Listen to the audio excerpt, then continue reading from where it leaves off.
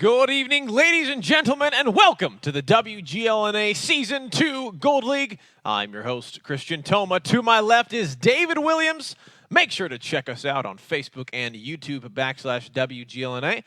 And as always, follow us on Twitter @WGLNA so you guys can stay up to date on what's happening in the community around you. And if you haven't yet, check out battleviewer.com for the same Twitch chat you know and love, plus easy access to our YouTube, Twitter, match listings, match standings, and now that we are in the regular season fantasy. That is right, guys. So again, go over there to battleviewer.com and check it out.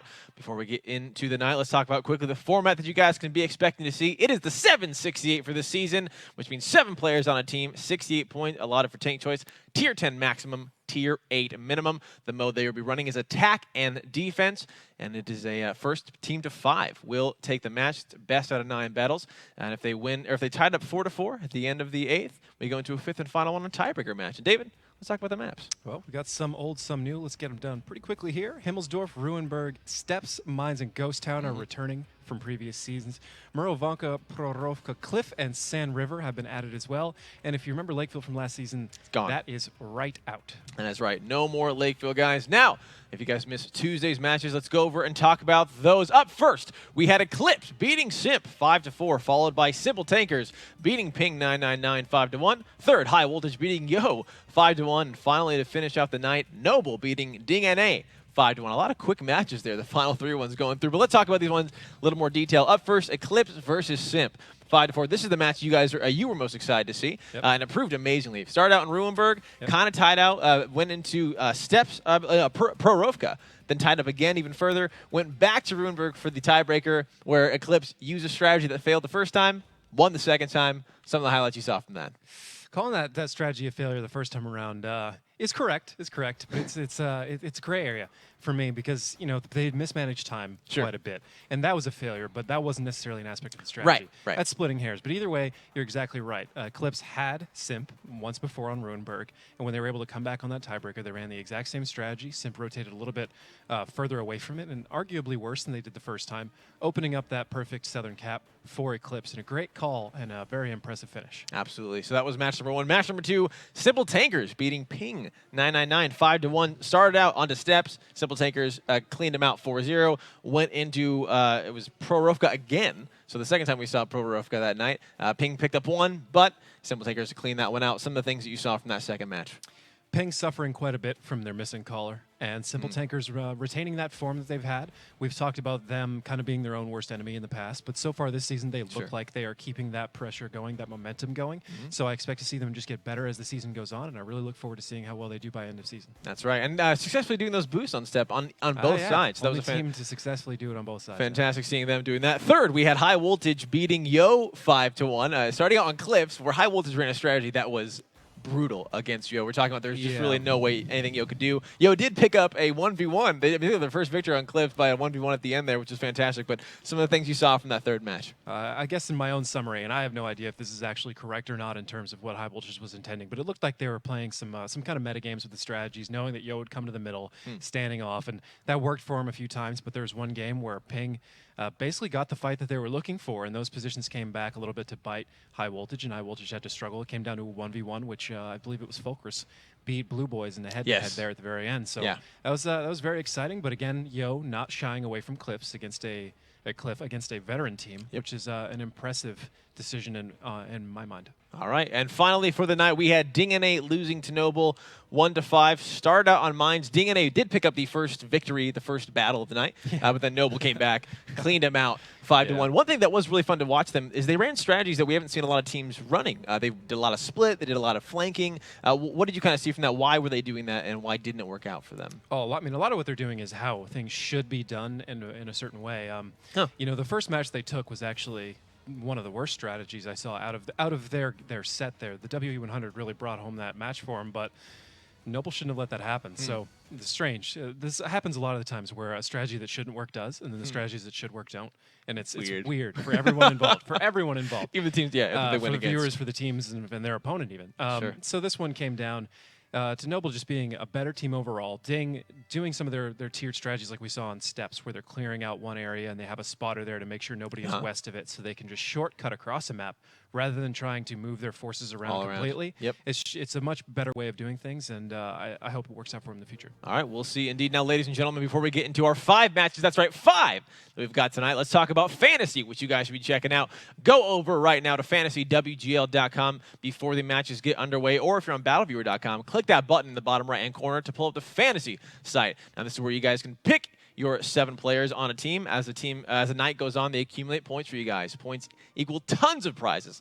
There's in-game premium time, in-game gold, and in-game premium tanks like the Hype 59, where you can't get anywhere else. So again, go over there right now and check that out. Also, got to remind you guys that we're doing a partnership with Vulcan this season. So go over to Vulcan.com, where they have their own WGLNA competition for even more prizes for you guys to win, and use the code word World of Tanks over there. Again, Vulcan.com. Check that out. What you guys are seeing at the bottom of the screen right now is David and I's picks for our fantasy team. So let's talk about those real quick. Again, tonight, High Voltage is playing, and I put Ox Thief on my team, carrying those points over 1,100 right now so far in the season. He's doing a killer job. Yeah. How could you not? I mean, he's the #1 points leader overall this season, and perhaps already working his way towards MVP. He was an arguable MVP last season, and if it weren't for the artillery play, very likely could have been very up there and worth in that consideration. Sure. But today is a very difficult day. Yeah, we talked about this a little bit. Yeah, explain to the viewers. So there are 5 matches today, but we will only be airing 4 on the match here, or on the show here. So you still have the same number of picks, but now a whole extra team, and all of these matches have the potential to go long or short. It depends on which version of each team shows up. Simp could very well take High Voltage for quite a while. I still expect High Voltage to win, but Simp, if they don't show up to play and High Voltage does, it'll be a landslide, and that applies to Eclipse and Noble as well. I think Eclipse could take Noble maybe 5-3 on the right maps, maybe 5-4, but either way, Noble will probably win in the end. But again, if Noble doesn't show up to play and Eclipse does, Eclipse could win. Right. So this is, or the opposite. It could be a 5-0 there too. So it's just a kind of a tricky area. But I would say some additional picks, if you're looking for one from Googly Bobbers, would be 7 Tesla. She's really racking up the points right now. And then honestly, the only person I would recommend against picking right now is Ping 999's Sheep. Then again, you can't. He's not be here. He's not playing. So that match, the Ping 999 Yo match, is weird for me. I would have probably picked Ping, but without their caller. Yeah, maybe not. I only put 1 pick in that whole thing. All right, guys. So, again, check that out. Go to Fantasy WGL and pick those picks. But let's take a look at tonight's matchups. Again, there's 5 of them, but just for airing. Up first, we're going to see Simp versus High Voltage, followed by Ping 999 versus Yo. Third is going to be Noble versus Eclipse. And finally, DingNA versus Caller Wanted. The 5th match that is not going to be shown is 07 versus Googly Bobbers. So, David, out of the 4 that we are showing, which one are you most excited to see, and who do you think is going to take it? Well, I'm going to rewind 1 second and point out one person I didn't mention in fantasy this time around. Yeah. So last show, I had Militant on my team, and I took him off in favor of T1 Diabetic because I thought the Eclipse match would go longer. And it did, and I got a lot of points out of that. However, probably should have taken it off a different Noble player because Militant right now is leading them in points, which I never would have thought happened, but good on you there. Finally getting into a set of tanks that he really gets to rack up the damage in. But, so on topic, Simp versus High Voltage is going to be a great match in my mind. Yes.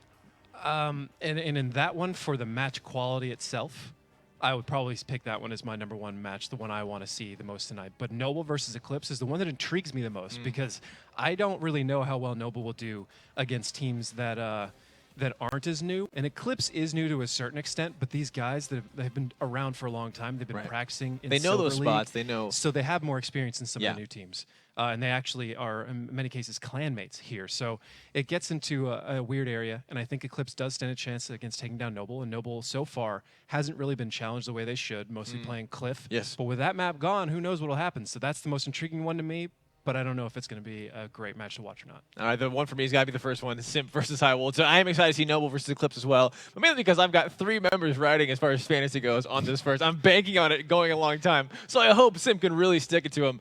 But there's only one way to find out, and that is going to be right after this break, ladies and gentlemen. That is it for the pre-show. Thank you so much for watching. Match #1 coming right up.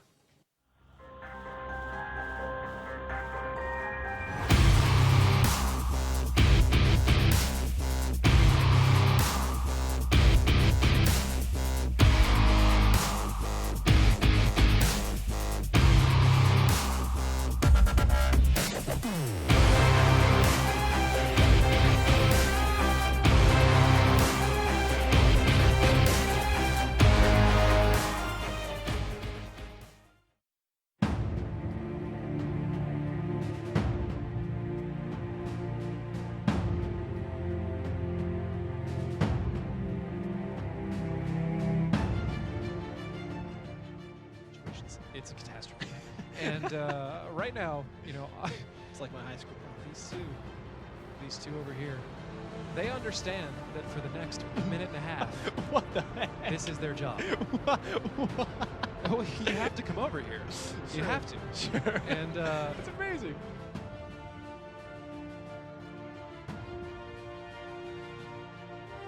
Woltage is going to force it, and right now Simple Tankers is far too spread in order to capitalize on what they've got going here. They're trying to make a flank. It looks like High Woltage was expecting something along those lines, and they're trying to overmatch and take out Flag before the rest of the team shows up. They could get Flag and Pride, and it will be a 7-on-5 if that happens. Flag has one more shot left. Pride has maybe one. Flag goes down to Ox Thief, leaving a lot of tanks with great position.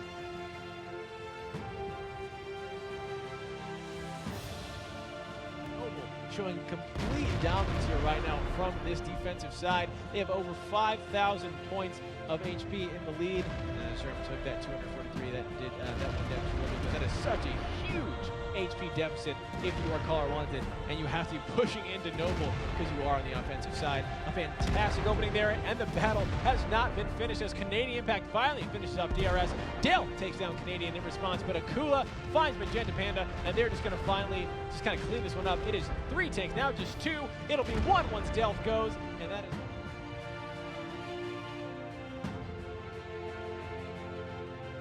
Next Soldier. If they can take out one of those bat chats early, that'll be huge. Noble's doing a little bit of an adjustment here, not going to the outside. They're going to pour over the middle, try and focus on Fulcrus and Ajax. They are taking out Fulcrus, 406, Ajax 813 damage gone. Ajax is almost dead, and he goes down to Germ. The rest of Noble starting to pour through. Yo's trying to collapse in on sideways. That is a good move. They get under Militant and Dodoma. Germ is isolated now. Fulcrus isolated as well. External trying to shot for that shot. X-Soldier's going to pick it up. Bobby trying to get another shot in External as Yo is trying to collapse in on External and Akula and take them down. X-Soldier is no longer an issue to them. He is reloading. Dodoma and Canadian Impact coming in behind. Militant is reloading as well. Just going to stay up there. Hook me.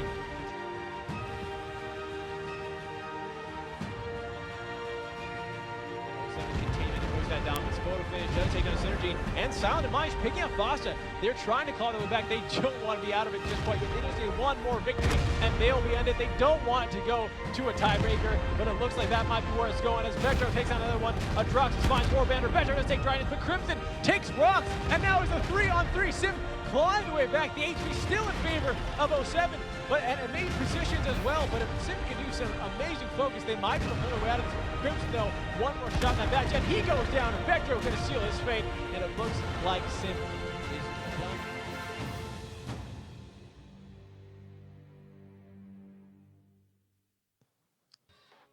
Good evening, ladies and gentlemen, and welcome back to the WGLNA Season 2 Gold League. I'm your host, Christian Toma. To my left, that's David Williams. Make sure to check us out on Facebook and YouTube /WGLNA. If you guys are watching this on BattleViewer.com, go over there right now and check it out. It's an awesome site. And finally, follow us on Twitter @WGLNA so you guys can stay up to date on what's happening in the community around you and answer for us the question of the day.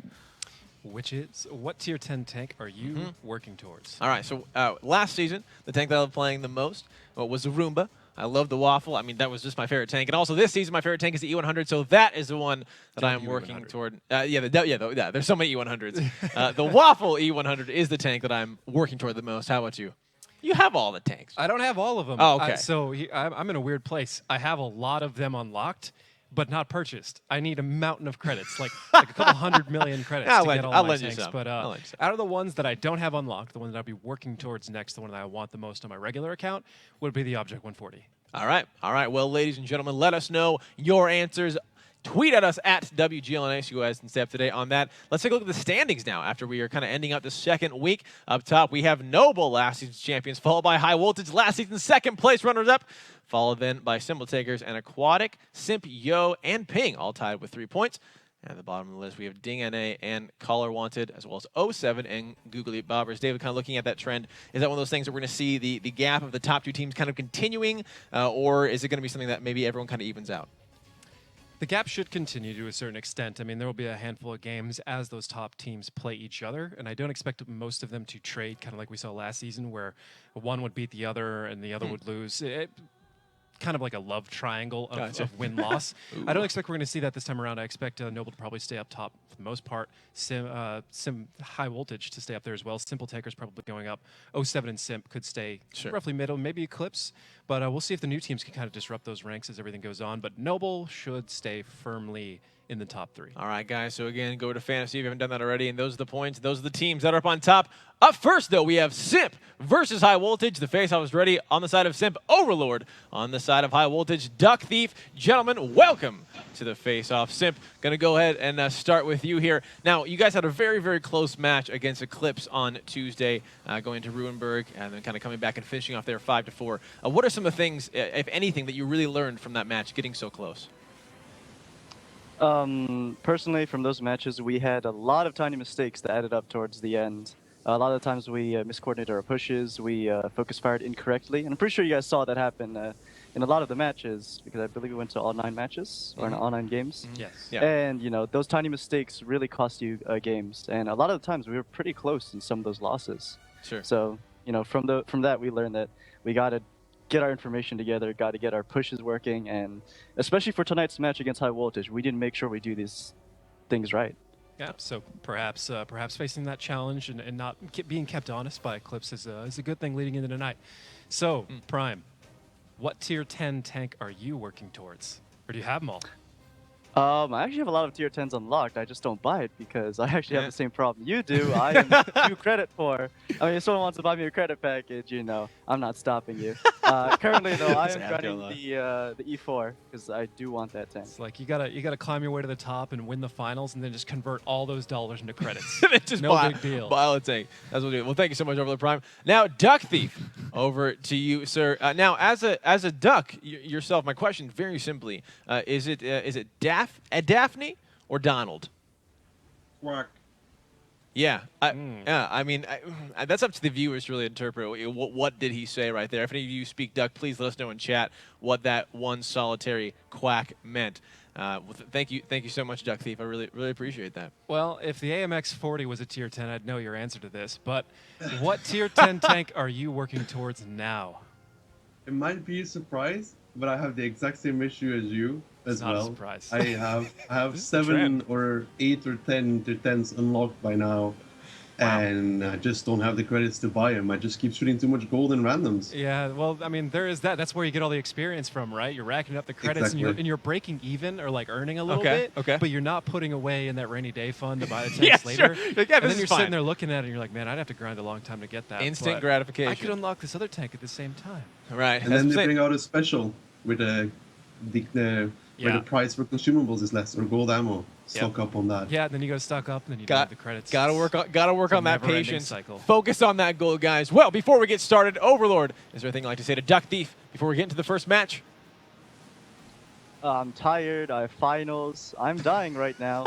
So if you could try not to focus me down in these battles first, and have a good game, guys. Beautiful. Duck Thief, your response. Well, I'm more tired. I have a test tomorrow. I have a presentation tomorrow. And I have to go to the embassy to get my Chinese visa in between both of that. So don't focus me either. All right, gentlemen, hopefully you don't focus each other, but one of you is going to have to go down in the end. Best of luck to both of you. We'll see you guys soon. I love the Duck Thief one-upping Overload right there. I'm tired, I got finals, and Duck Thief's like, well, I'm more tired, and I have more finals. Yeah, well, that's just kind of how this goes. A good reminder, though, that these teams, this isn't just what they do.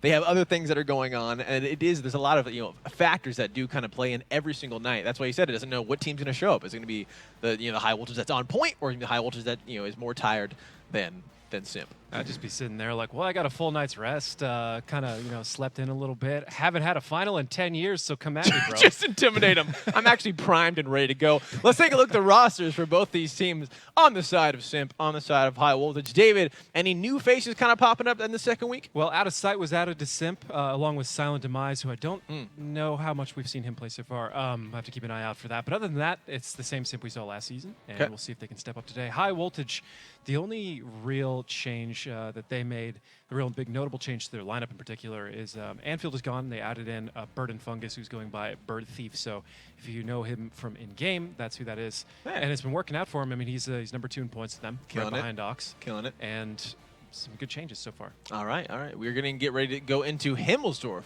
on this first match here. Now, against these two teams, who would you rather be that you've seen so far in this new Tier 10 play style on Himmelsdorf? Who would you give that slight edge to? Oh, high voltage. Okay.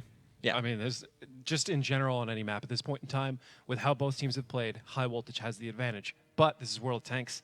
Anything can happen on any day, and the last time we saw these two teams play, if I remember correctly, it got pretty close there as well. All right, well, Duck Thief is more tired, so anything can happen. Ladies and gentlemen, match number 1 is getting ready to go underway. It's Simp versus High Voltage, starting out on Himmelsdorf. Let's get right into it and take a look at what we've got for our tanks. For Simp, we have an AMX 50B, an E100, 2 FE215Bs, an E5, a T57 Heavy, and an AMX 1390. For High Voltage, 2 50Bs, 2 IS7s, 2 E5s, and an AMX 1390. So no real, not a whole lot of grab bag variants going on with High Voltage's lineup. Just 2 everything, and a 1390. Why not? And out of the heavies on this map, those are 3 pretty staple heavies, potentially switching out the E5 for the FE215B. You know, it really depends on who you are, what your intent is, and where you're going to put them. The FE215B on offense in particular from Simp is an interesting thing because it can get into those corners and reverse angle off of them, and it's got very high DPM. Okay. So it can lock down a corner and keep a defender away from it, and that's a very nice advantage to have when you're in that northeastern cap, because you can hold people from coming around and you can track them and keep them locked in those corners. Gotcha. Wall hacks for High Voltage is going to roll all the way across the courtyard and get an early proxy light on Drynets here. A Bird Thief slipping all the way into that G3 spot that we've seen so many times in the past, especially from High Voltage. Simp has a 50B, Crimson Corsair, just getting into position to start raining down from the hill and attempt to hit Bird Thief. But, you know, last season we would have seen this 5100 trying to shoot in IS3, for example. And that's actually an easier shot, in my opinion. Penetrating the IS7 from this distance, the way he's angled, I would not consider easy to do. Gotcha. It's almost luck, in my opinion. There's a certain amount of skill to enable luck to be a factor, right? You have to aim in the ballpark area for the shot to even land. But after that, it's all in the RNG. It is. At that distance, sure. Much closer, a 50B has no problem penetrating an IS-7. But we're talking from on top of a hill where 75% of the IS-7 is covered. In fact, let's get down there and look a little bit at it. Because nothing else is going to happen for Simp until they get some more motion. So this is a very close-up view of what we are looking at from the 50B's angle for the most part. His angle is actually a little bit worse than that, but so that entire lower plate, the lower front plate is one of the easier places to penetrate on an IS-7. And these 2 upper front plate parts that are on either side of what's called the pike nose here, maybe a little bit tricky to see with High Voltage's camo actually working on it here. But those are the easiest places to penetrate. But when they're facing you like that, the lower front plate is covered by rubble. It's not really going to happen. Right. Maybe the roof, but probably not with a 50B from that distance. This right here, Simp is better off just leaving it all alone. The problem is they've locked themselves into a place they can't really escape, and they don't have enough intel to really know one of the better answers here. But to me, that is potentially bringing the AMX 1390 off the hill, rolling them down the 8, and into the D7 window or so. So what I'm talking about is, if you can take a look here at my camera, would be something like this. He'd probably get a shot at from the IS-7. But he can come into here, and he could actually directly counter this spot right there, which would free up Simp to move. But instead, Simp is going to, that was denying them from this angle. So instead, Simp is going to try and shove this way, and there's a potential they can grab these guys before they're able to escape, but they will pay for it heavily. And from there, they're actually playing High Voltage's game. So right now, Simp is not in a good position to really capitalize on any of the moves they've made. They're effectively getting stuffed by wall hacks in that 1390. Wow. And the rest of High Voltage's Overwatch on this position. Wall hacks now getting away from that. More likely than not, going to slip up to the 0 line and have a 1v1 with out of sight in the 1390. Drynets so far and Nits have bleeding damage. Ox Thief has taken some as well as Arclet and Duck both 1-shots down. That much damage off their 50B is a little bit problematic. Okay. And some shots ringing back on Crimson Corsair. Blind there. This is all very difficult to capture. as it goes down, because it's a lot of little exchanges and blind fire from people who just know where somebody is going to be. They may or may not have spotted them at that point in time, but it's pretty easy to kind of tell. intuition. Yeah. Now, kind of starting out what we've got here, you said if you get Bird Thief in the IS-7 area, and where SIMP is at, they really are just in trouble right now. And what they're doing is sending 3 members. You got Photo Finish, Adroxus, and Drynance going off this K-line. They're about to run right into Oxley. Right now, everyone's spotted. The damage is coming out. Photo Finish and Adroxus taking those first shots there. Another shot going to that 5B for the side of SIMP. Duck Thief still has 2 shots remaining on that 50B, and they are spotted. Now here comes the Cavalry. The shots running from High Voltage up on top of the railroad tracks. Oh, they're Prime taking so much damage in that T-57 heavy. He's now dropping below half health, 388 points. He has 2 more shots in there. Let's see how well that he can utilize them. Adroxus shot just bouncing. Meanwhile, Arclet and that IS-7 is roaming around. Let's see he's coming to join the rest of the team. Duck Thief and Dryness going kind of head-to-head there, but it looks like there's a lot more guns for High Voltage pointing the side of SIMP than there is vice versa. Oxley's final shot goes into Dryness, and Duck Thief is going to finish him out, which is going to cause the rest of SIMP to come around and try to join him. Overload Prime, 1 more shot away, and Duck Thief's going to pick up another one. That is 2 tanks down, falling now for SIMP, and Adroxus is only holding on with 28 points of HP. Duck Thief with 3 kills now in a row. A fantastic start off of the night as High Voltage has dropped 3 tanks of SIMP. 2 minutes and 30 seconds on the clock. High Voltage is on the defense. It is going to be up to SIMP.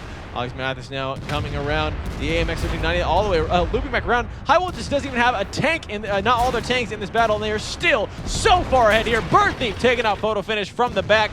And now it's going to be Nitz being surrounded by 3 of the members. Arclet should be proxy spotting out of sight right now. Actually, he sees him right through the alleyway there, joining the rest of his team, taking down that E100. SIMP dropping there. Bird Thief's going to pick that one up, and now just out of sight, and Crimson Corsair are the only ones remaining out of sight. Now on the reload, now 1390, nothing that SIMP can do. High Voltage is going to pick this one up, and the first victory is going to be going over to that team. Duck Thief finds Crimson Corsair. Now it's like actually the last one to fall. Blue Boys captain coming around the E5. He looks for the shot. He lines it up. He picks it up, and that is going to be High Voltage with that first victory on Himmelsdorf. Now, talking about just that IS-7, the position that High Voltage got that tank in, and you said if you're SIMP, you know that that's a strategy that people might run. You know that's something that can happen. So if you are going to go into a position where you're going to allow that essentially to happen, how do you make sure that it doesn't become a problem like it just did for them? You're talking about the IS-7 that you just have to have a very different strategy to begin with. If you're able to get stuff that way, or a counter prepared. So like I was talking about, there is a way of digging out wall hacks from that position. Okay. And taking minimum damage.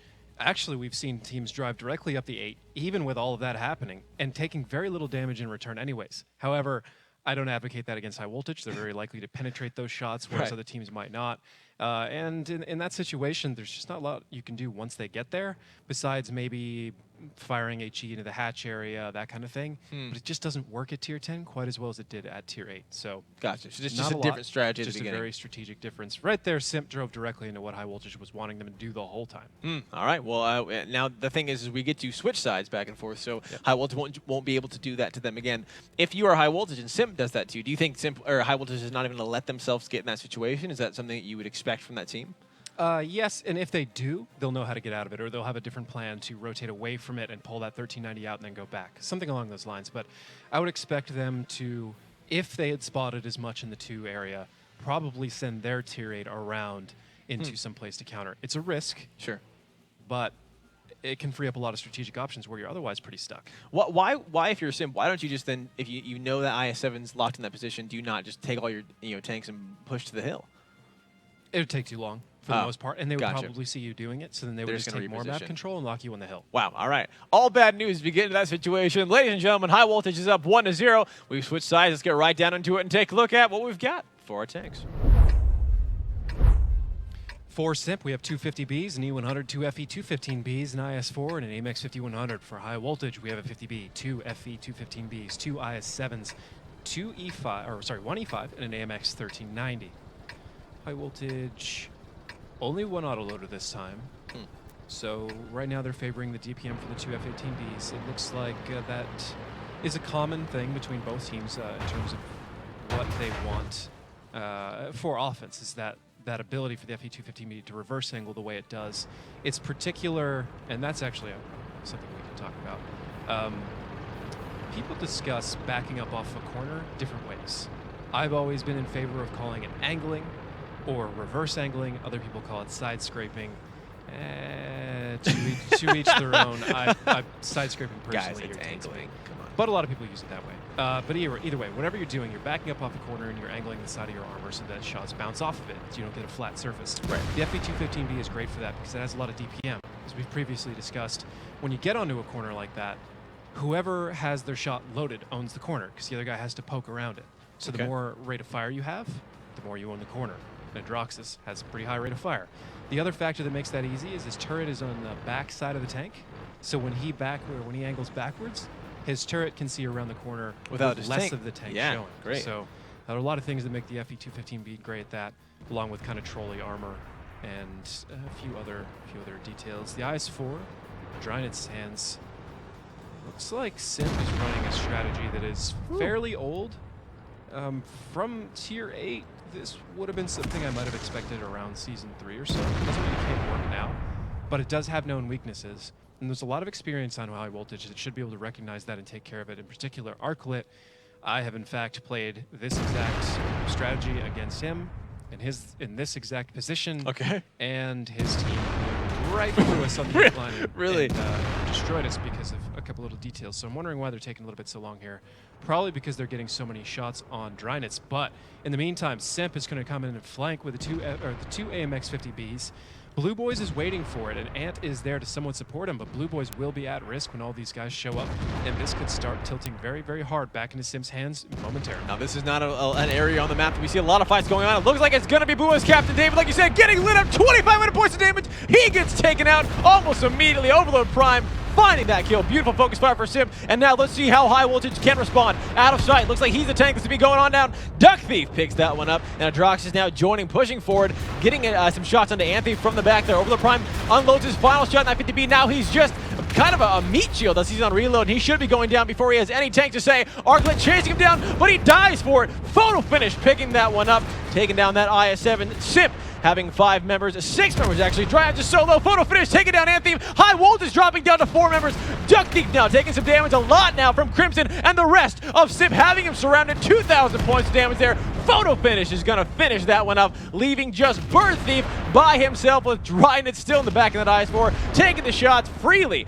into that IS-7. Photo finish taking that one out now again, and it is just a 50B and a 1390 remaining for High Voltage. SIMP is going to be turning this one around, picking up this victory here with still 4 minutes and 48 seconds on the clock. Overlord Prime finds that one. Ox Thief does find a kill there. He is fully loaded in that 50B, but with just 2 more shots, there is nothing he can do against 5 members of SIMP.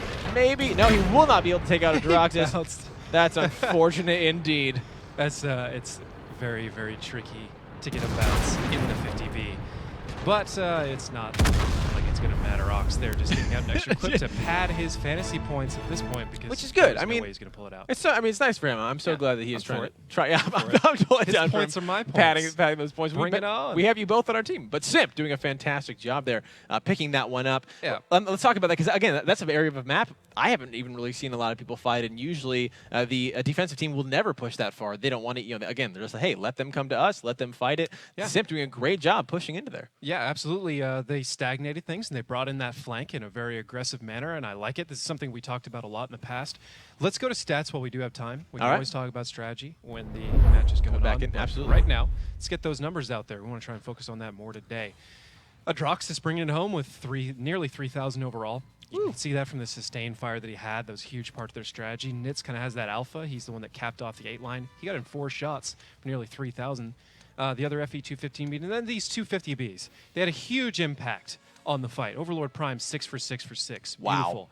And Crimson didn't have as great a shots, and one of them was sent at 1390, not that big of a deal. But these two were critical. They came in and they melted Blue Boys immediately. As you can see, he had almost no damage here. The rest of High Voltage struggling to find their way in as well.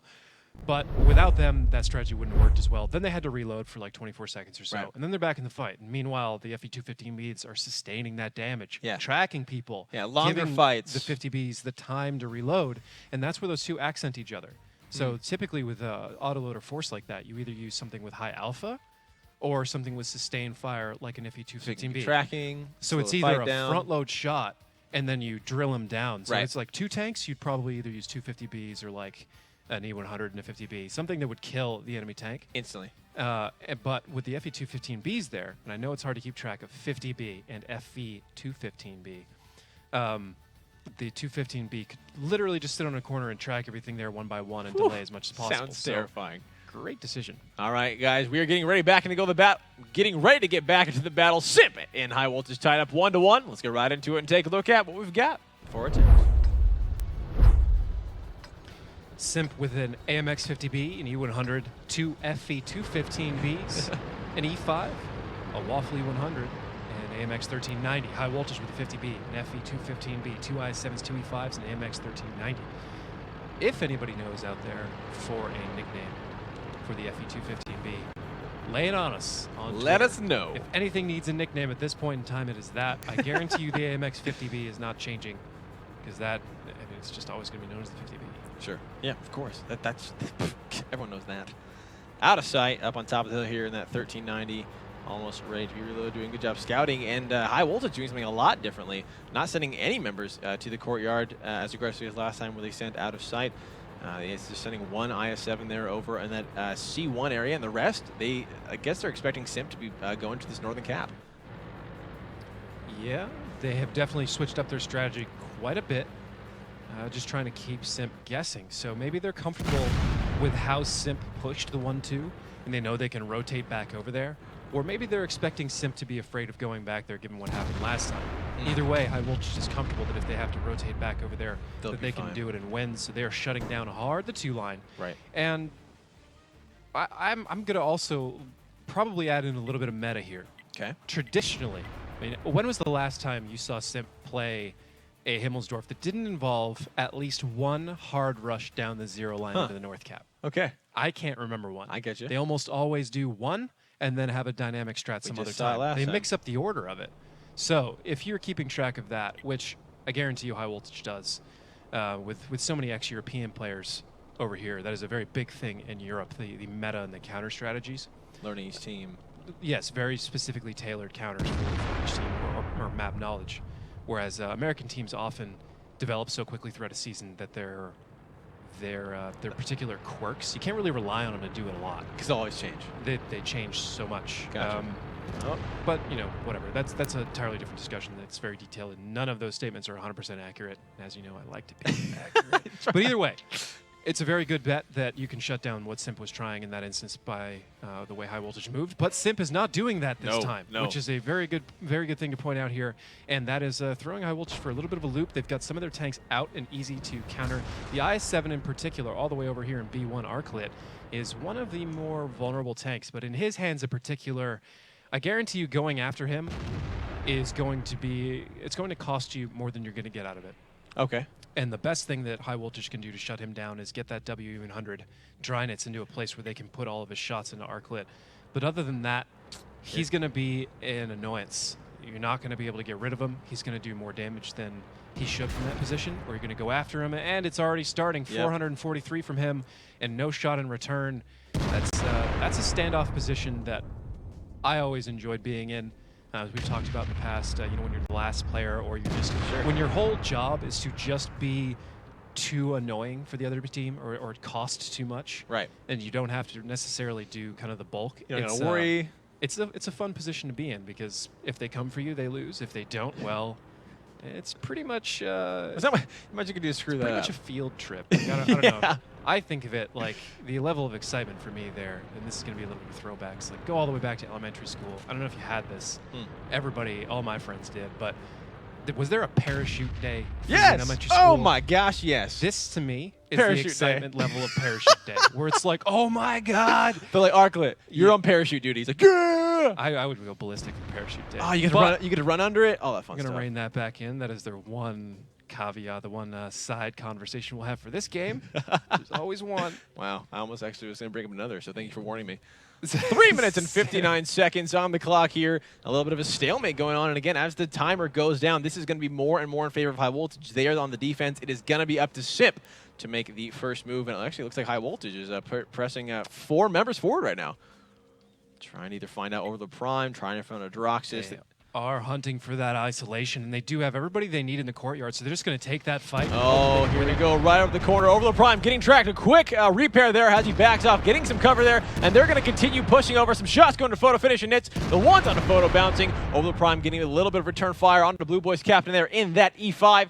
Now, it looks like it might be stalling out a little more. Simp, though, having to kind of move to send that 1390 over in the north to try to join out of sight. Looks like he's going to try to find Birth. If you're a shot coming from on top of the hill from Crimson onto Anthief there. A nice little bit of damage. Not too much, though. High Voltage is just very, very barely below in HP overall. But a Bird Thief takes a huge chunk of damage in that IS-7 there. It looks like Photo Finish was the one to find that one. He is now on the run. Crimson's shot just missing. Ox Thief coming around in that 50B to come back up his friend. And out of sight, he's going to be able to start putting some pressure here on the Northern Cap. The first time of this match that Cap has been utilized.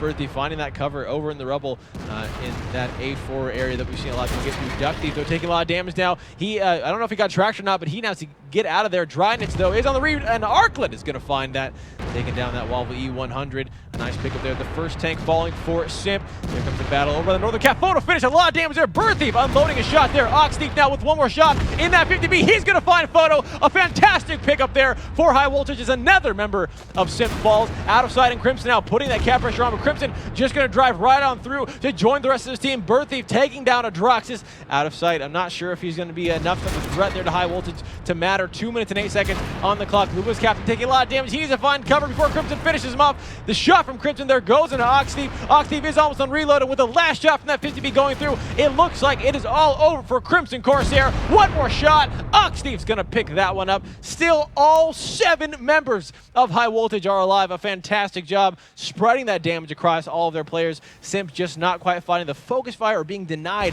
very beautifully the focus fire from High Voltage here. Ox Thief now trying to find out of sight. Finds the ram damage there. Not enough to finish him off, though. Will that be the end of Ox Thief? As out of sight, stops his shot. Out of sight takes him down in that 1390. Wallhacks, though, is going to finish him off. Now it is a 5-on-2 here. Nitson over the prime, about to get surrounded.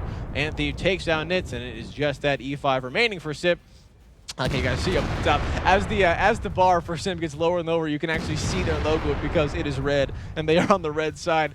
So here it comes, Overlord Prime, one more shot. He's going to be going down. It looks like it's going to be Arklet to pick that one up. No, his shot bounces. The shot from Anthief misses, giving it over to Duck Thief. I'm sure that was all planned to try to get him more fantasy points. Obviously, they, looking out for their viewers, looking out for their team, trying to get that kill. But congratulations to High Voltage there picking that one up. Now, something I want to kind of bring back from the beginning of that match before we get too far into what happened at the end, which is a fantastic cleanup there from High Voltage.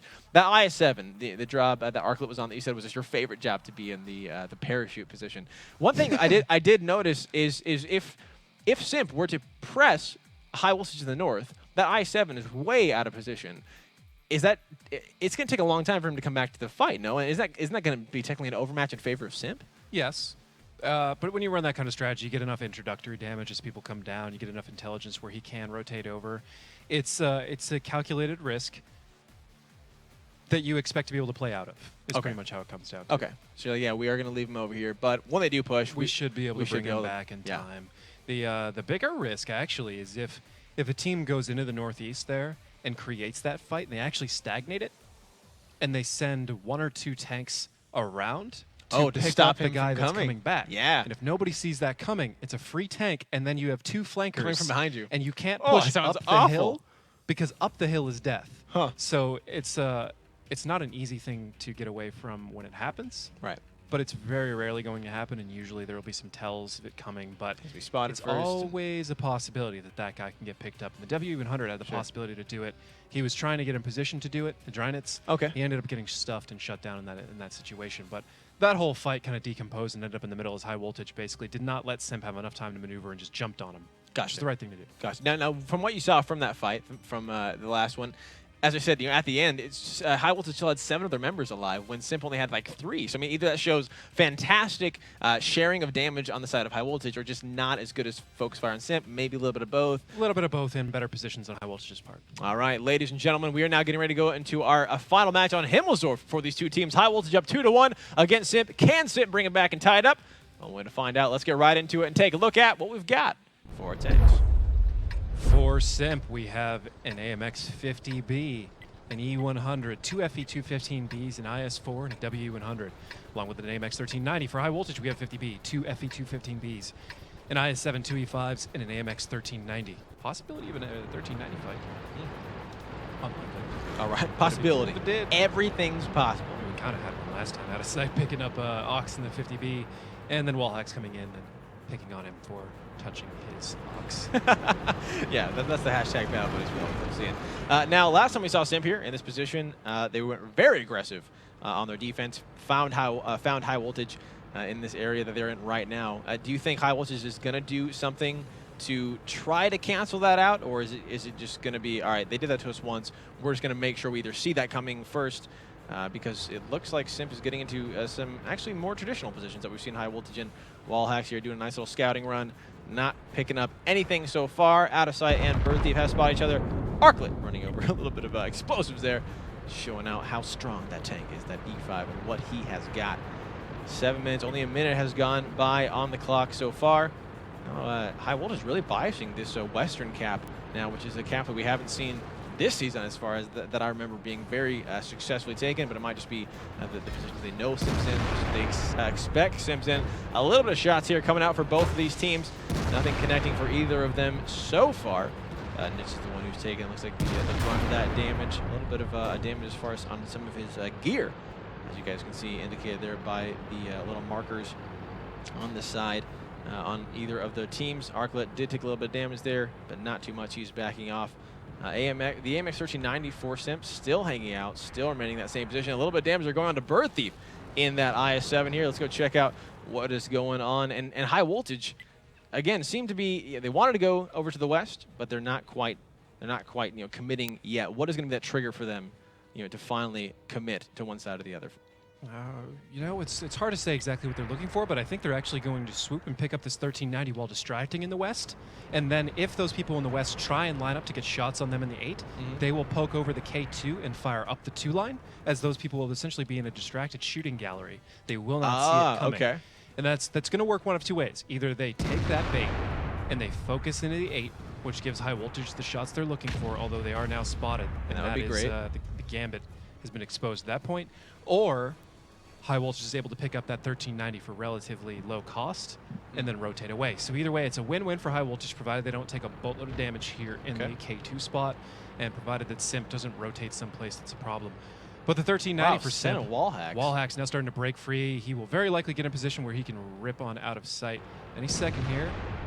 And there we go. It's what we talked about just a minute ago. There's the window. There is the shot. There's the wall. And very soon here, there will be out of sight actually seeing him coming. Finding the first shot of damage there. Bird Thief now coming over the side to get the damage as well. 912, one more shot. He's going to be going down. It looks like Wallhack's, no! Wallhack's shot misses. This might be disastrous. He finally finishes it off.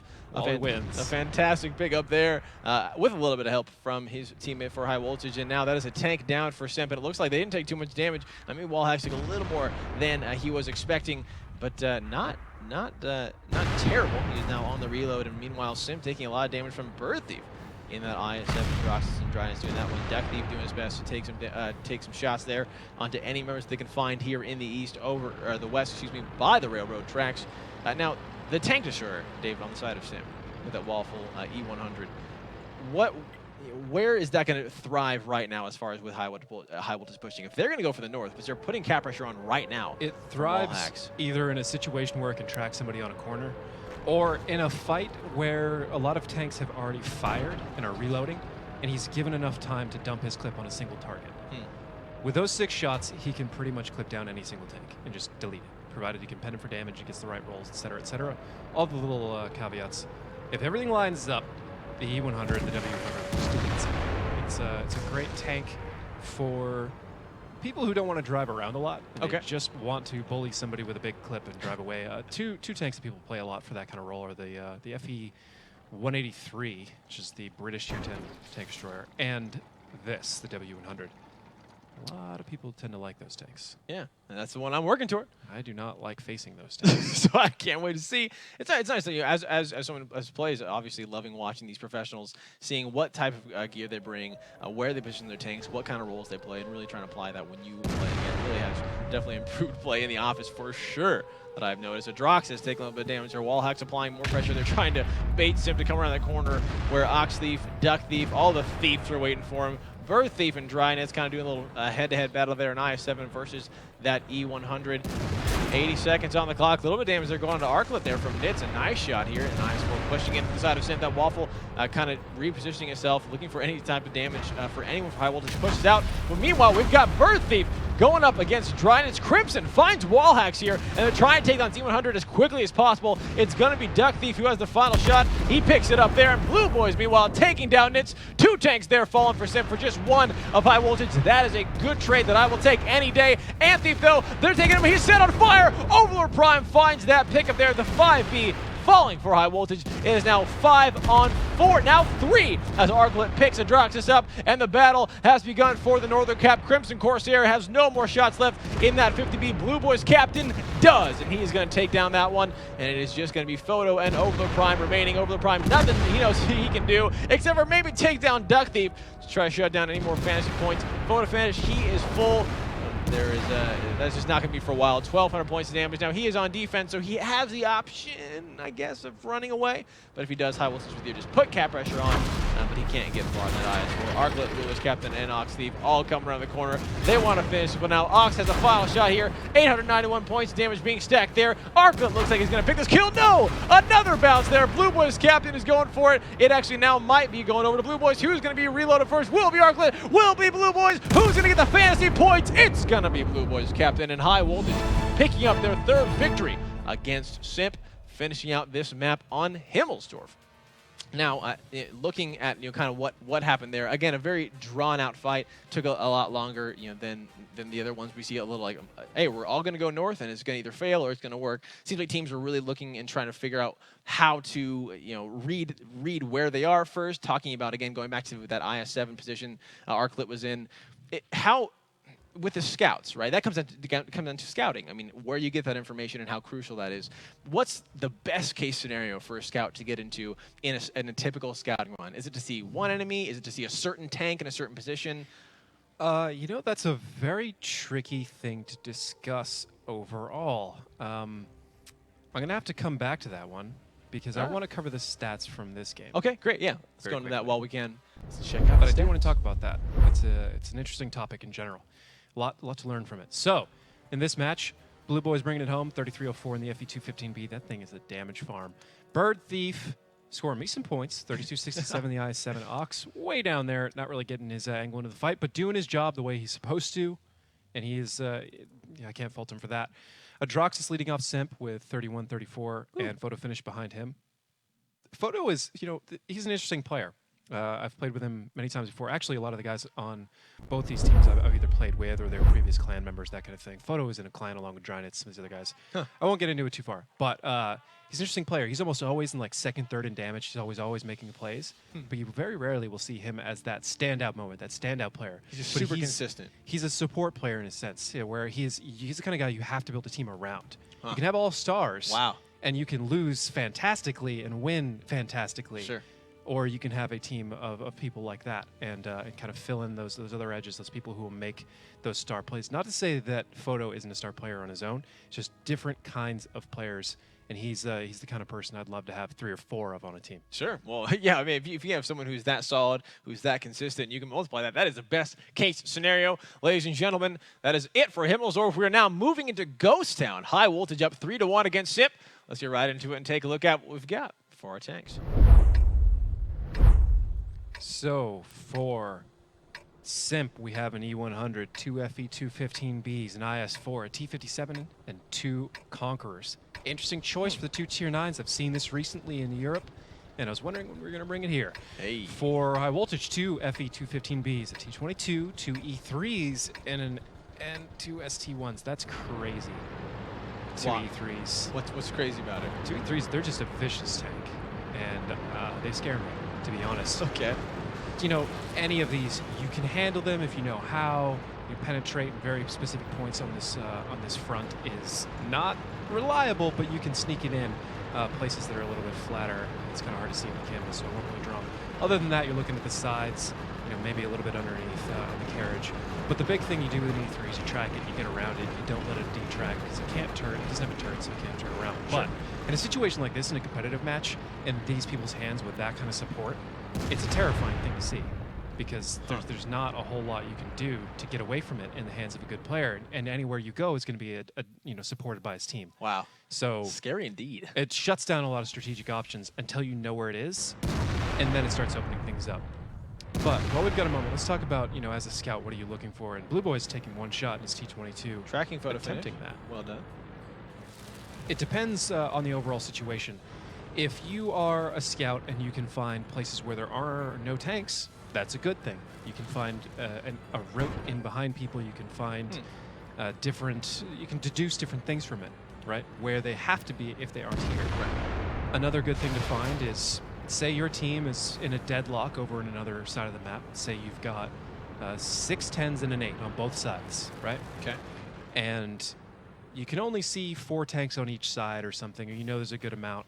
If your tier 8 runs into their tier 10 on the other side of the map, then you know that your team has a tier 10 advantage over them. Does that make sense? Yes, yes. So that's a situation for me that was always a dream, because it gets into the whole parachute day thing we were talking about. Because it's like, cool, I'm either a hero and win with a tier 8 killing a tier 10, right, or I tie him up so long that my team sweeps anyway. them Right. because they have a 2-tier advantage over them. Yeah, win-win. It's a beautiful situation, and I would love to be in it any day of the week. So that was my perfect find. Gotcha, as a scout. For a scout. Another one would be obviously an Artie with no cover. That's great. He's just dead. He's done. Especially if you see him fire right as you get there, because you're like, sweet, he's reloading. There's nothing he can do. Yeah. Because otherwise, that guy may just turn and click, TD and you will get wrecked. Because often the scout is very light. So we could talk about 100 different things that you'd be looking for as a scout, and this is why, Rookhill in the past would talk about him a lot. He was a scout player. And for anybody who truly gets a lot of experience in it, it's an addicting thing that is very satisfying, because it is one of the more difficult things to do in the game, to do it very well. Gotcha. So we get a little bit hung up on it, but everything in the game takes a certain amount of skill, and I enjoy every role. And I think we've talked a bit long about scouting in particular, but we're not really seeing a whole lot of action take place right now. SIMP is just rotating around, looking for that angle they want in. I think they're experiencing a little bit of what we were talking about with the E3s. Until you really know where they are. We do it. Now they know where one is. It hasn't helped them out so far, because they got shot at from Wk2 Drynets. Yep. That's a lot of hit points gone. And out of sight, it's actually got fuel tank damage. Huh. On my Conquer. Now, 2 Conquers. And now Drox is now pushing over. Arthur taking a nice shot on there. Over the prime. Looks like he got tracked. A quick reload can go for him. Trying to get himself out of harm's way. Crimson Corsair there. Taking a lot of damage. A huge shot from Drynets. 837 there. Going into Anthief, but overall, SIMP super healthy up on top. Oxteef is in trouble there. He's bouncing a lot of shots right there, giving time for wall hacks to come up and join the fight. First shot there going to Adroxus, and now we got a little bit of spread out of sight. It's Drynets all facing off, getting some of his high voltage over the south, the rest in the north there. Oxteef looks like he's going to be going down. One more shot. Wow. Anthief going through. David, what are you seeing? He's going hull down on the backside of wall hacks as ST1. That is just incredible. Ox is getting so much support from wall hacks right now. He's staying in so long. The 2 of them effectively held off 4 tanks, and with the addition of Anthief to help him out there. That is exactly what we're talking about. The E3 can bring your entire push to a halt. Screeching halt. Oh my God. He bounced so many. We're going to have to look at the stats for that one, because that was incredible. But we still have a match going on here. SIMP is trying to fight their way back against High Voltage, but I do not think they have enough position or the right tanks to bring this to a close. They are down 1 more, but with Anthief and Duck Thief down to 1 shot, if SIMP has a heroic moment here from any of these players, it could start changing very fast. Photo Finish is starting to come around and try and flank behind Anthief, but Anthief sees it coming. He's trying to get his tank around in time. Duck Thief trying to line up and support. He's got to shut down 2 kills! Photo Finish. With that, that's all going down. Crimson Corsair going down as well, and it is only Photo left as High Voltage saw that split and jumped on it. It was a nice attempt by Photo Finish, but High Voltage just too quick strong. on the call. There we Too go. quick. Fantastic job there. Form High Voltage again, bringing those E3s, doing work onto the enemy team. Duck Thief gonna pick that one up, and that is that final 5E falling for SIMP. High Voltage picking up their 4th victory now against this team, and this is not looking good for my fantasy stats at all. This is exactly what I did not want to happen. I put 3 members on this team. I put 2 from High Voltage, which is good. I mean, they are winning, and 1 from Simp. Thinking it would go long. It's not going too long here. But, David, I mean, like you said, let's get right into the stats. Kind of want to see how many of those shots bounce, because this is, I mean, you're right. They shut down everything Simp was trying to do right there. Let's do it. Let's do it. Ox on top. He only shot 4 times, but he almost hit for 1,000 damage. He blocked an even 1,600. I honestly expected more, but that's fine. 16's enough.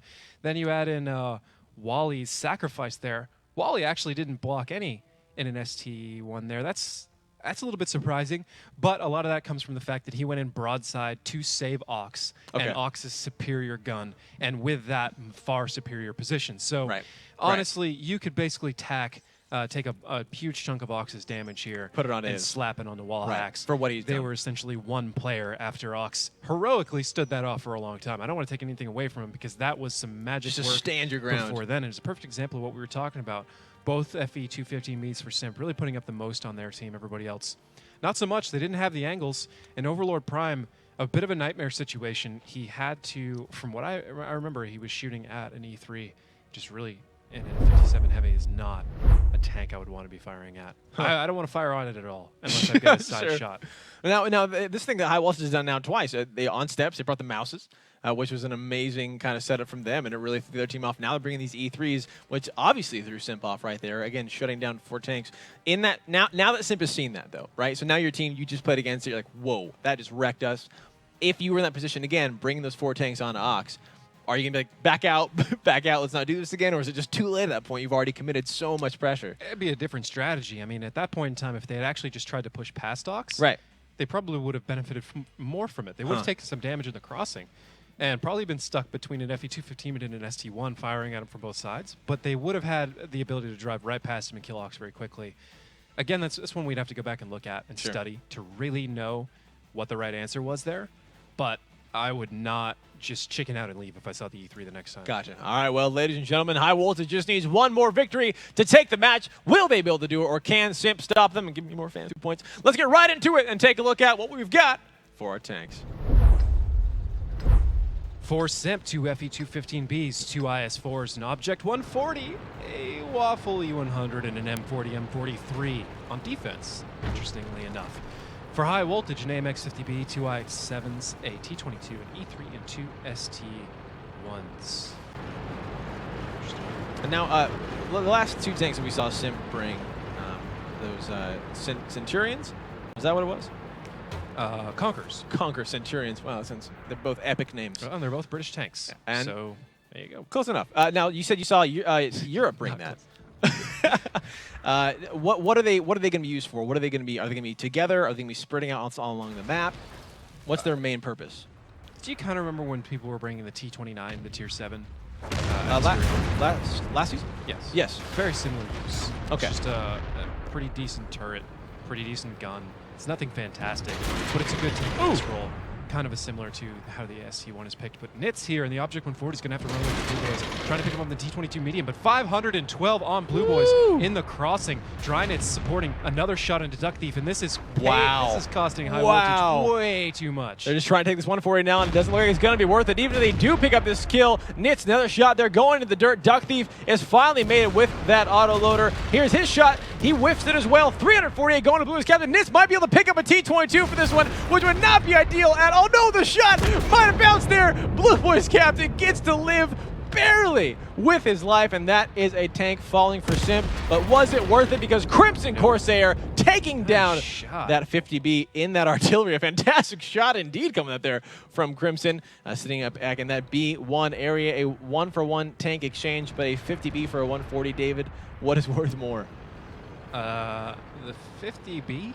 Probably. Gotcha. It depends on strategic role, but I would rather have gotten rid of the 50B than the 140. But we already have a lot of action kicking off on the other side of the map as well. Right in the center, out of sight, taking some damage there, coming, clashing up against High Voltage to the rest of the members. And Thief in that IF7 trying to protect Bird Thief as best he can. He is now having to back off. Drynitz, meanwhile, and Arclick going for a one-on-one. Blue Boys captain over in the meanwhile trying to be very, very safe, not trying to get shot from Crimson, who is loaded. It'll be interesting to see how much he can do. He takes the shot. He TDs Blue Boys captain, that T22 medium, and that's another tank falling falling. Core High Voltage, 3,000 points of HP for that team. SIMP having 4,300. If they can maintain this, they might be able to pick up this victory. Out of sight finds Anthony. Photo finish taking a wall hacks. Oxteeth, though, trying to respond by taking over the Prime down himself. Photo is extremely low. Out of sight shot onto Oxteeth, not quite connecting. Adroxus, though, meanwhile, on the other side, finds Birth Thief. Arclet taking down Photo. That 5v is falling, and with Oxteeth picking out of sight, it is now a 3v2 in favor of SIMP. Adroxus now trying to shut down this E3. This is good. He's using his fallen ally as a block there. The shot there missing. A nice big chunk into Oxteeth. 704 points of damage there, and it looks like he is going to be falling. Adroxus come around the corner, picks that one up. Arclet is the only one that remains in this I-7. We have a Waffle E100 driven by Drynets. He's just surging for Arclet. They know where he's at. Some of their big fight happened. As you can see, the rubble right in front. The shot from Arclet does hit Adroxus there, but as they come through, they know where he's at. One shot is going to finish him off. Adroxus picking that one up, and SIMP is going to find a victory here. Now, that is their second victory against High Voltage, giving me them fantasy points. That's right. I can't wait for this to keep going. SIMP, keep it up indeed. Let's talk about just the overcommitment, really, for High Voltage to take down that Object 140. Blue Boys and Duck Thief driving across. He's taking so much damage. And it seemed like that was a situation, though, again, where they've committed. And you can't just at the point, like a Duck Thief got tracked. Yeah, well, if you're going to take that much damage, you might as well just pick gonna up finish what you're it trying off. to get. Honestly, it could have gone worse. Okay. They could have lost both those tanks. That M40, M43 clicked the M50B. Crimson picked up Duck Thief. Okay. Right there, right after that fight ended for the most part. But there was a chance there. If Nitz had killed Blue Boys and then tied Crimson up Duck took Thief Duck long Thief. enough for Crimson, they could have lost 2 tanks there for no pickups. Wow. Let's go to stats while we got a moment, so we can check out exactly what happened there. Give you guys fantasy leads? Photo finish, heroic effort, 39-22 in his tank. Perfect 10. Wow. Okay. Right after I talk about how you're not going to see him actually top because he's usually the sacrifice player, he apparently pulls it out of the fire. Oh my gosh. And gets the top. Nice photo. Nice photo, Mon. All right, so Drox is behind him. Crimson really only 4 shots total, but they were clutch. They saved everything there, and Ox again almost carrying everything out. Wow. So right there, Ox had his opponent dead to rights. Crimson. I believe it was Adroxus. Oh. It was in the FE215B. Oh, okay, got it. And Adroxus tried to fit through a gap he couldn't fit through, and Ox had him. And all it was just a matter of time until Ox got the shot, and he was babying it. He had the shot, but he didn't want to waste it and go down. Sure. And in that period Such of an time, intense Crimson situation. saved Adroxus there, which then unlocked the entire fight. Because if it weren't for that, it's a good chance the two of them could have worked the rest of it down. So nothing. Crimson hitting some very crucial shots to open up that whole match. And typically an M40, M43 does not bring a lot of strategic value, in my opinion. It's kind of a damage soak. But in that instance, it was huge. Fantastic it was everything. job. Crimson saved that game. That is how you use an artillery, ladies and gentlemen. We are now getting ready for the next battle. We're switching sides back. High Voltage still just needs one more. Can this be the one that they take it? Let's get right into it and take a look at what we've got this time for our tanks. For SIMP, an E100, 2 FE215Bs, an IS-4, and a Waffle E100, along with 2 Conquerors again. High Voltage with 2 FE215Bs, a T22, 2 E3s, and 2 ST1s. Brutal. Again, just brutal. The ST1s and E3 combination, that whole lineup just shuts down so many strategic options on its own right off the bat. It's amazing. It's fantastic that you see the kind of the thought. We're only 2 weeks into the season. On our last interview, we were talking to Duck Thief of how much have you guys practiced, and he really said we haven't practiced a lot at all. They were going for the Pacific Rumble, they were doing all those other things, and still with that limited time being into this new meta, finding these amazing just tank combinations that shut down so much of what the teams have already been getting into and doing so far. Already the kind of opening positions, just sending that T22 medium again. Blue Boys captain going all the way around, getting some early spots on some members of SIMP and some early damage there. Crimson Corsair in that Conqueror. 1,634 is what he's got remaining. A minute has already bypassed, and we've already got action here. Ladies and gentlemen, Tier 10 tanks. Now, looking at this T22, Blue Boys captain, what's going on?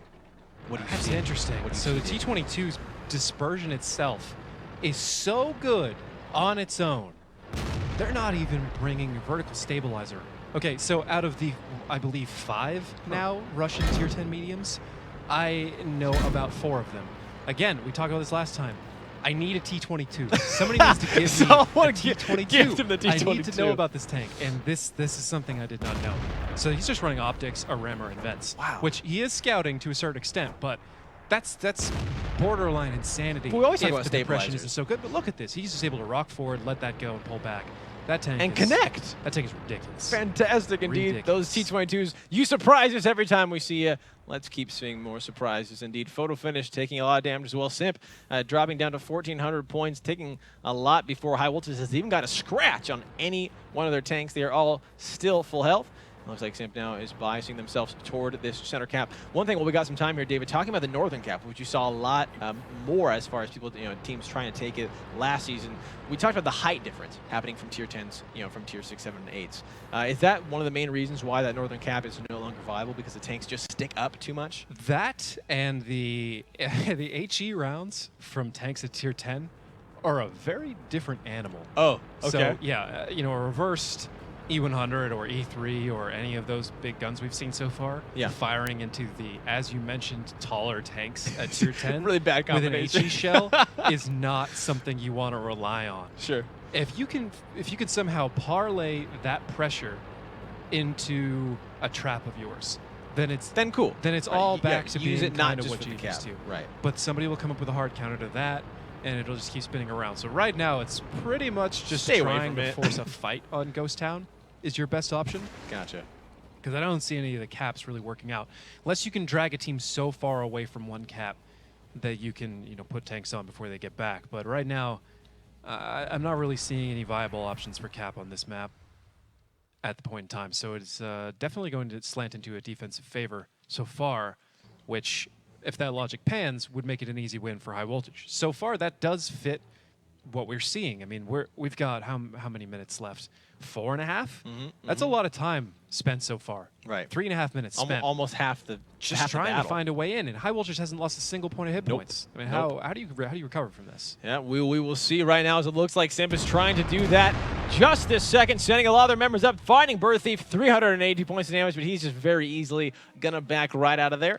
And just kind of reposition himself. And now the northern cap, it looks like it is what they're kind of going for. Simp over the prime, running all the way through. Birthday now coming around the corner. Crimson goes there and photo finish, taking a huge chunk of damage there, dropping down to 773 in that 5B. The cap pressure has been applied, and it's in the center by Nits in that E100. But here comes Blue Boys Captains.